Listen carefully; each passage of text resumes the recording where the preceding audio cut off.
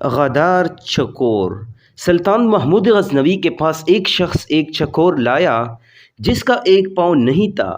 جب سلطان نے اس سے چکور کی قیمت پوچھی تو اس شخص نے اس کی قیمت بہت مہنگی بتائی۔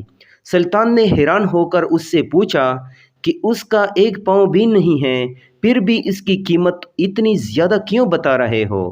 تو وہ شخص بولا کہ جب میں چکور کا شکار کرنے جاتا ہوں تو یہ چکور بھی شکار پر ساتھ لے جاتا ہوں، وہاں جال کے ساتھ اس سے بند لیتا ہوں تو یہ بہت عجیب سی آوازیں نکالتا ہے اور دوسری چکوروں کو بلاتا ہے۔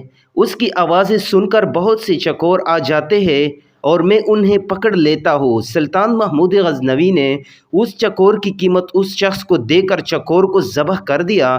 اس شخص نے پوچھا کہ اتنی قیمت دینے کے باوجود اس کو کیوں ذبح کیا؟ سلطان نے اس پر تاریخی الفاظ کہے، جو دوسروں کی دلالی کے لیے اپنے سے غداری کرے اس کا یہی انجام ہوتا ہے۔